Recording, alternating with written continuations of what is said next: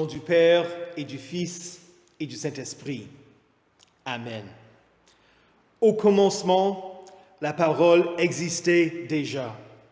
La parole était avec Dieu et la parole était Dieu. Et la parole s'est faite homme. Elle a habité parmi nous, pleine de grâce et de vérité. Et nous avons contemplé sa gloire, une gloire comme celle du Fils unique du Père. Lorsque le moment est vraiment venu, Dieu a envoyé son Fils, né d'une femme, né sous la loi, pour racheter ceux qui étaient sous la loi, afin que nous recevions le statut d'enfant adoptif. Lui, qui est de condition divine, il n'a pas regardé son égalité avec Dieu comme un butin à préserver, mais il s'est dépouillé lui-même en prenant une condition de serviteur, en devenant semblable aux êtres humains. Cette parole est certaine et digne d'être acceptée sans réserve. Jésus-Christ est venu dans le monde pour sauver des pécheurs. Voici comment l'amour de Dieu s'est manifesté envers nous. Dieu a envoyé son Fils unique dans le monde afin que par lui, nous ayons la vie.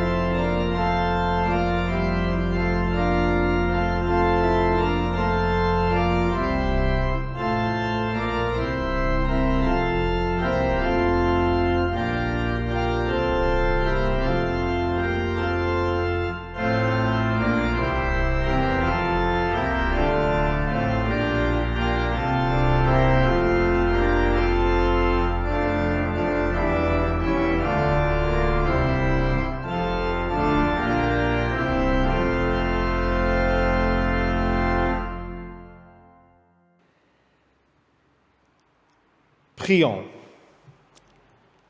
Chaque année, Seigneur, tu ravives en nous la joyeuse espérance du salut. Nous accueillons dans l'allégresse ton Fils unique, qui vient nous racheter. Accorde-nous de le regarder sans crainte quand il viendra nous juger. Lui qui vient et règne avec toi et le Saint-Esprit, un seul Dieu, maintenant et pour les siècles des siècles. Amen. Écoutez avec respect et recueillement les lectures pour cette veillée de Noël. Tout d'abord dans l'Ancien Testament, dans le livre du prophète Ésaïe, au chapitre 9, les versets 1 à 6. Le peuple qui marchait dans les ténèbres a vu une grande lumière. Sur ceux qui habitaient le pays de l'ombre de la mort, une lumière a brillé. Tu rends la nation nombreuse, tu augmentes sa joie. Elle se réjouit devant toi comme on le fait lors de la moisson, comme on jubile au partage du butin. En effet, le fardeau qui pesait sur elle, le gourdin qui frappait son dos, le bâton de celui qui l'opprimait, tu le brises comme tu l'as fait lors de la victoire sur Madian. Oui, toute chaussure portée dans la bataille et tout habit roulé dans le sang seront livrés aux flammes pour être réduits en cendres. En effet, un enfant nous est né, un fils nous est donné, et la souveraineté reposera sur son épaule. On l'appellera merveilleux conseiller, Dieu puissant, Père éternel, Prince de la paix. Étendre la souveraineté, donner une paix sans fin au trône de David et à son royaume, l'affermir et le soutenir par le droit et par la justice, dès maintenant et pour toujours, voilà ce que fera le zèle de l'Éternel, le Maître de l'univers. Ici prend fin la lecture de l'Ancien Testament de ce jour.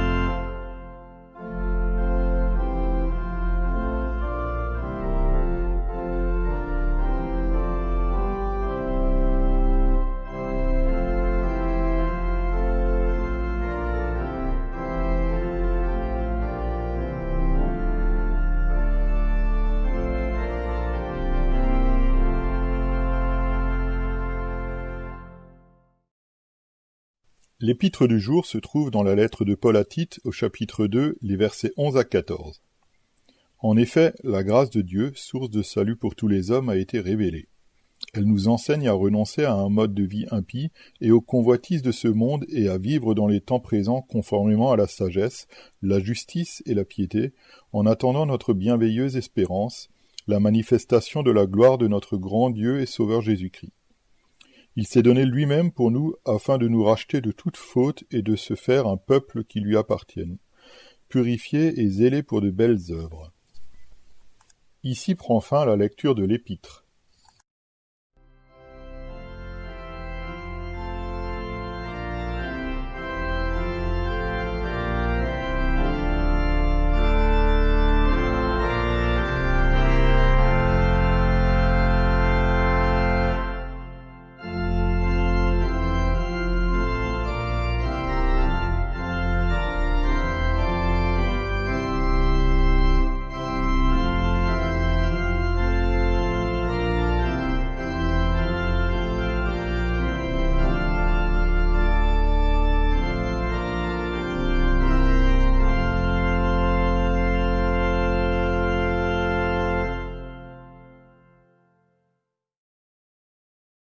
Écoutez enfin l'Évangile dans Luc au chapitre 2, les versets 1 à 20.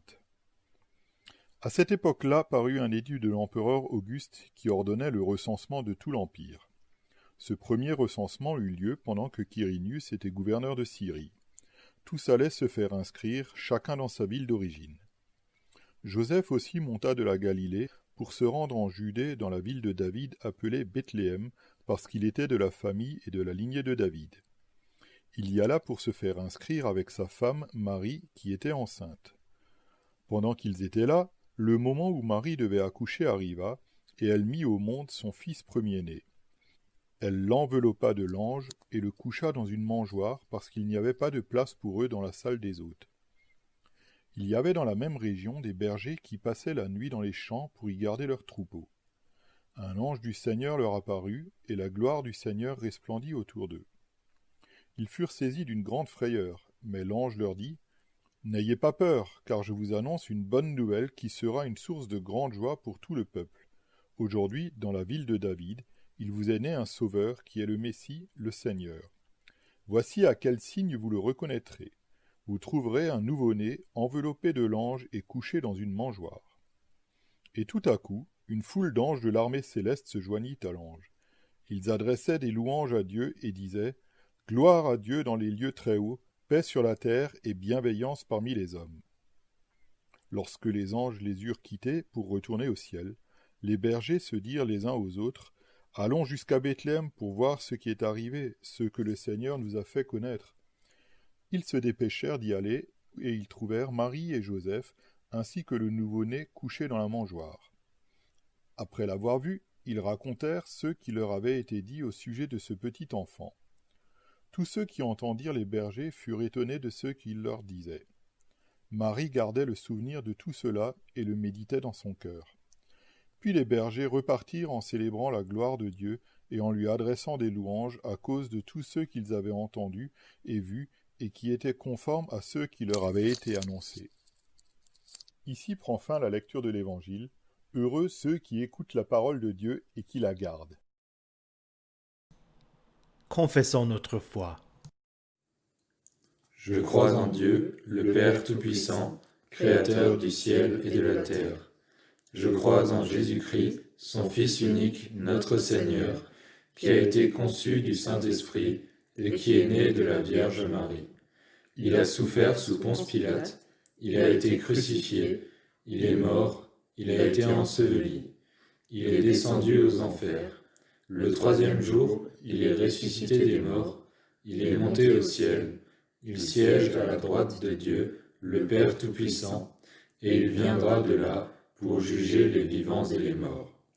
Je crois au Saint-Esprit, la Sainte Église universelle, la communion des saints, la rémission des péchés, la résurrection de la chair et la vie éternelle. Amen.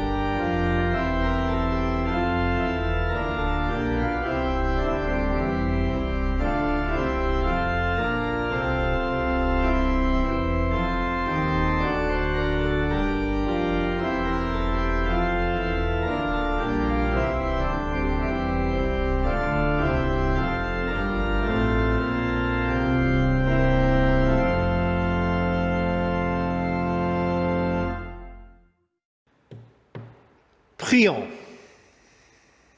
Ô notre Dieu, à cause de ta profonde bonté, que ta lumière éclaire ceux qui sont assis dans les ténèbres et dans l'ombre de la mort, et dirige nos pas sur le chemin de la paix.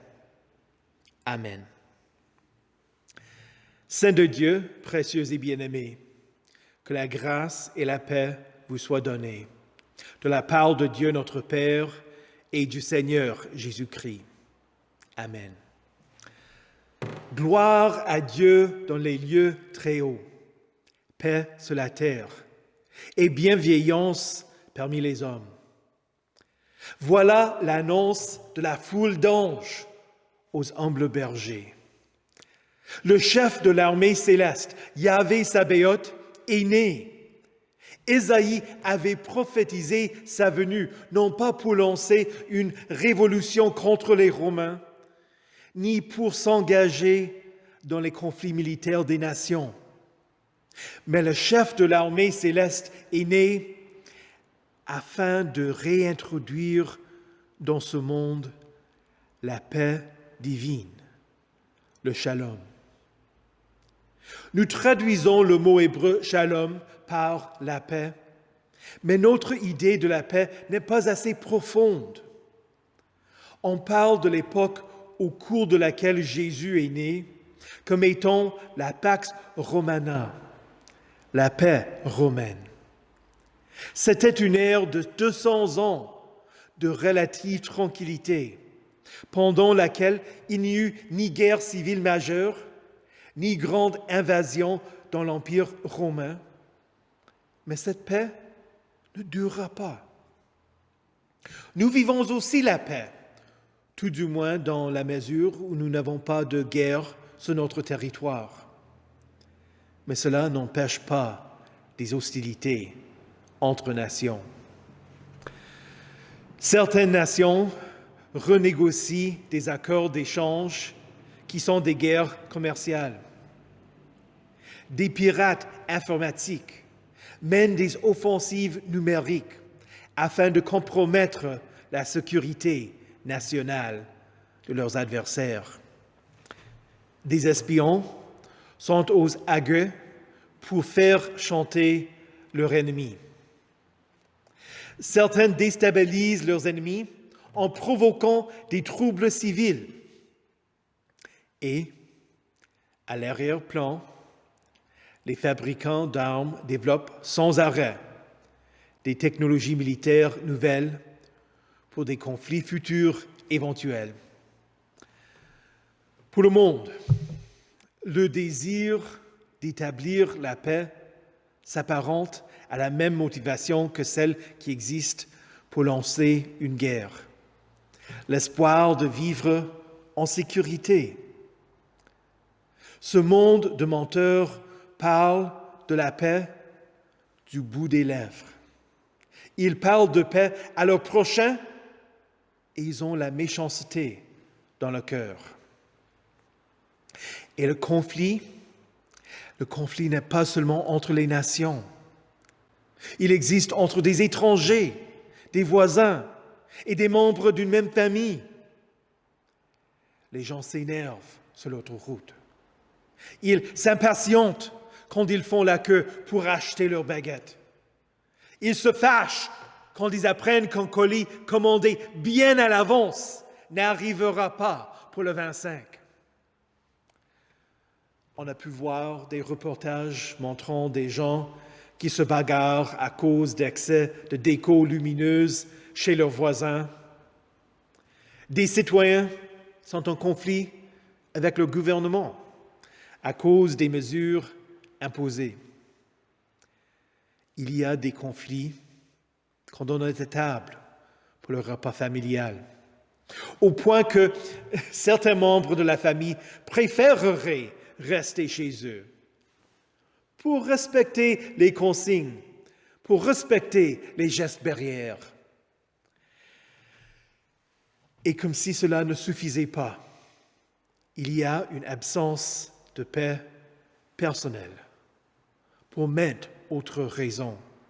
Honnêtement, vous sentez-vous calme intérieurement maintenant que Noël est enfin arrivé. Le manque de paix que nous voyons est un symptôme du problème du péché. Et ce problème n'existe pas seulement parmi les autres, mais c'est notre problème, notre péché. Il ne suffit pas de faire un petit effort pour vivre paisiblement pendant la prochaine semaine. Non. Il faut que Dieu intervienne pour nous. Il faut que Dieu nous donne sa paix. Et c'est ce qu'il fait. Le shalom, la paix de Dieu est plus que la fin des hostilités, plus que la réconciliation entre ceux qui s'opposent, plus que le calme intérieur. Il s'agit de l'achèvement de ce que Dieu veut pour ce monde. Une restauration de ce monde comme il avait été créé, sans péché. C'est la promesse du royaume à venir, où l'on n'apprendra plus à faire la guerre, où les nations mettront en pièces leurs épées pour en faire des socs de charrues et leurs lances pour en faire des serpes. C'est une paix qui durera éternellement. Cette paix, venant du Dieu très haut, est venue dans la personne de son Fils unique, né de la Vierge Marie. Il inaugure un royaume de paix qui n'aura pas de fin. Dans le monde ancien, on gardait toujours un œil sur le roi et l'autre sur son héritier pour voir si ce dernier allait être en mesure de maintenir la paix avec les nations voisines. Mais le prince de la paix est venu afin d'éteindre la souveraineté, donner une paix sans fin au trône de David et à son royaume. Voilà la paix que nous fêtons à Noël. Jésus a été mis au monde en toute humilité. Il n'est pas né dans un palais, fils d'un roi terrestre, pour établir un royaume terrestre ou une paix éphémère maintenue à la pointe de l'épée pour une seule génération. Jésus est né dans une étable de parents pauvres. Il n'est pas venu au monde avec une cuillère en argent dans la bouche. Il ouvre le royaume de Dieu à quiconque l'acceptera. Devant Pilate, il déclara : « Mon royaume n'est pas de ce monde. Si mon royaume était de ce monde, mes serviteurs auraient combattu pour moi afin que je ne sois pas livré aux Juifs. Mais en réalité, mon royaume n'est pas d'ici-bas. » C'est ainsi que, par sa mort et par sa résurrection, accomplie au cours de l'histoire du monde, que Jésus donna accès à la cité qui est dans les cieux, à nous, les gens d'ici-bas.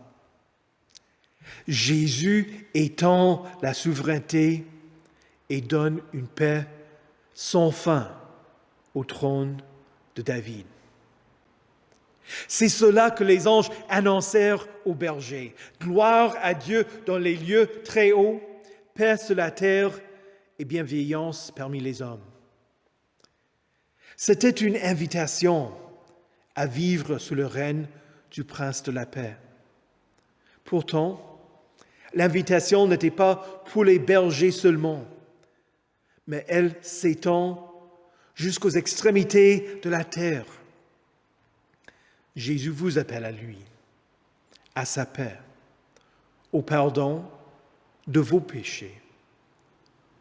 Même si vous ne ressentez pas une tranquillité d'esprit à chaque moment, même si vous êtes en conflit avec d'autres, ou si vous êtes pris entre deux feux, en l'enfant né à Bethléem, vous vivez en paix avec Dieu.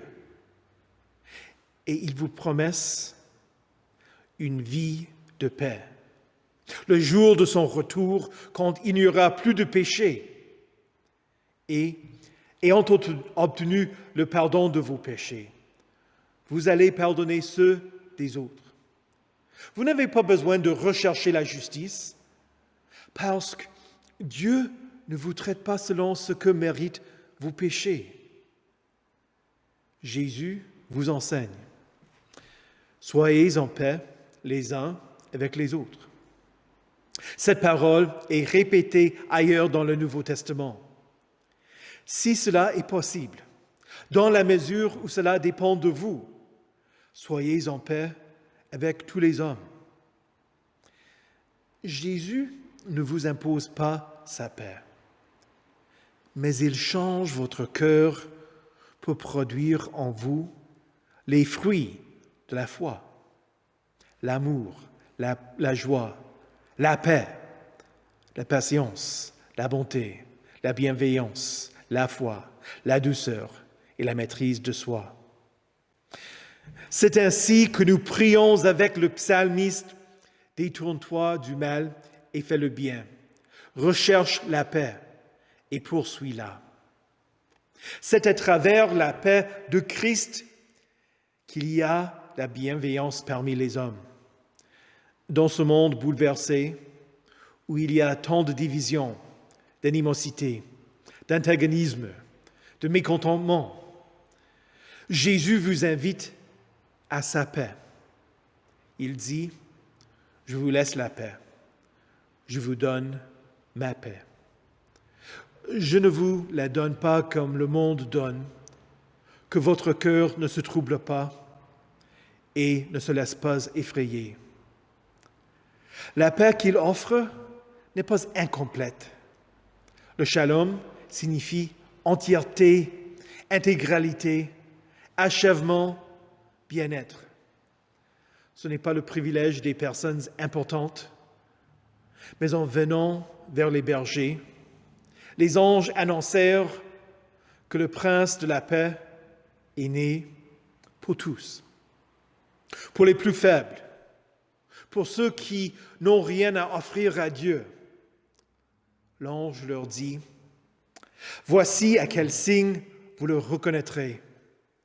Vous trouverez un nouveau-né, enveloppé de langes et couché dans une mangeoire. Les bergers ne restèrent pas dans les champs.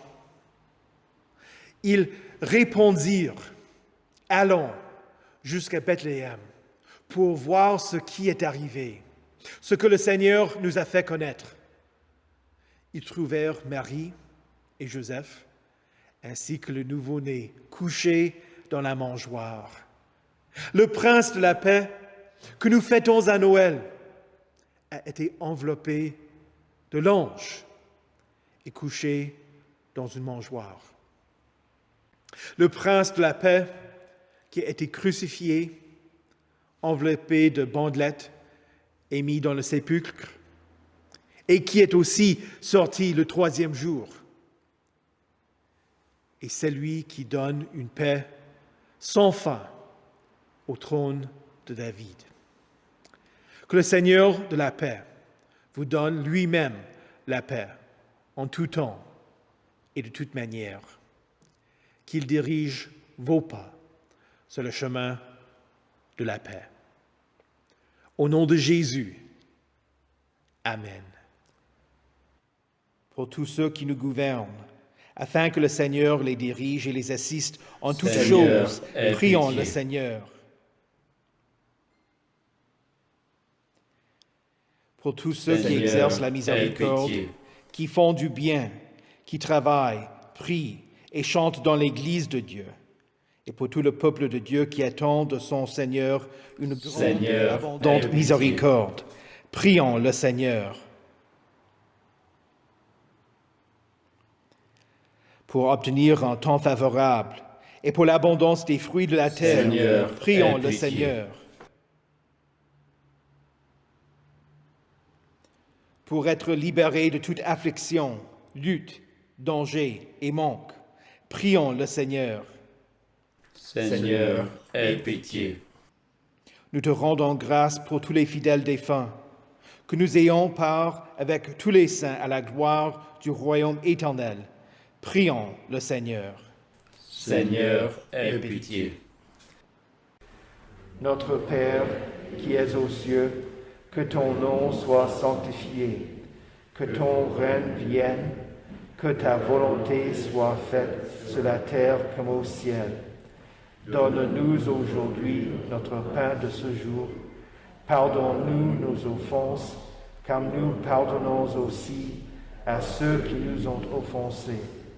Et ne nous laisse pas entrer en tentation, mais délivre-nous du mal. Car c'est à toi qu'appartiennent le règne, la puissance et la gloire, au siècle des siècles. Amen. Famille de Jacob, venez et marchons à la lumière de l'Éternel.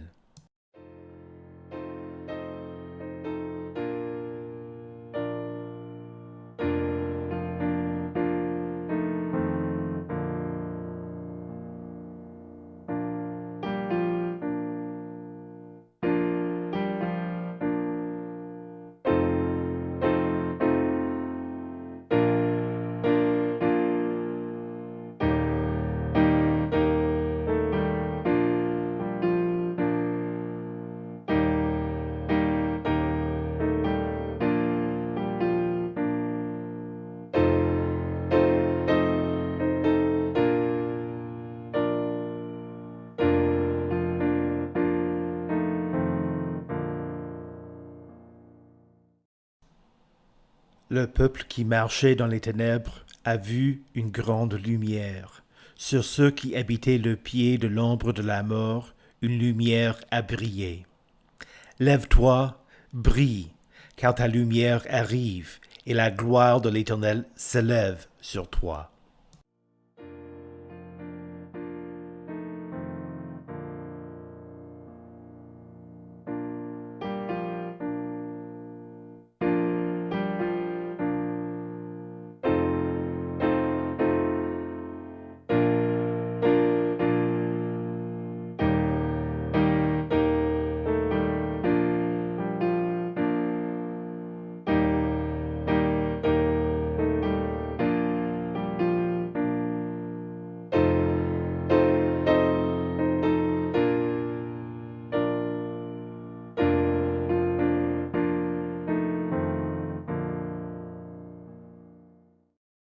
Jésus dit, « Je suis la lumière du monde. Celui qui me suit ne marchera pas dans les ténèbres, mais il aura, au contraire, la lumière de la vie. Moi, la lumière, je suis venu dans le monde afin que quiconque croit en moi ne reste pas dans les ténèbres. »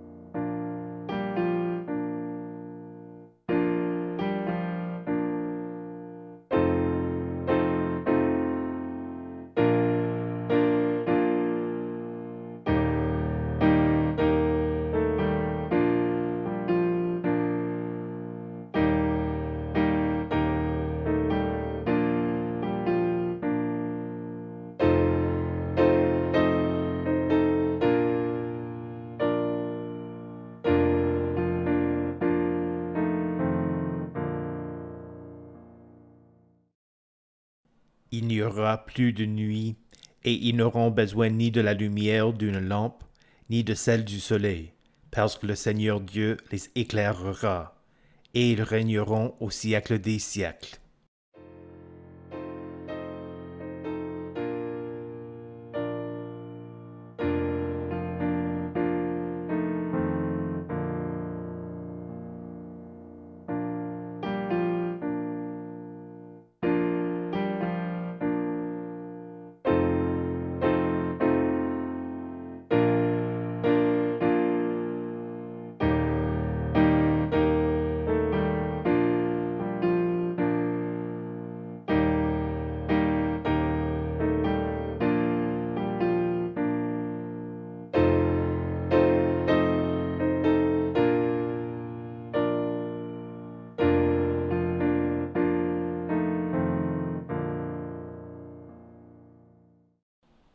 Maintenant, Seigneur, tu laisses ton serviteur s'en aller en paix, conformément à ta promesse, car mes yeux ont vu ton salut, salut que tu as préparé devant tous les peuples, lumière pour éclairer les nations et gloire d'Israël, ton peuple.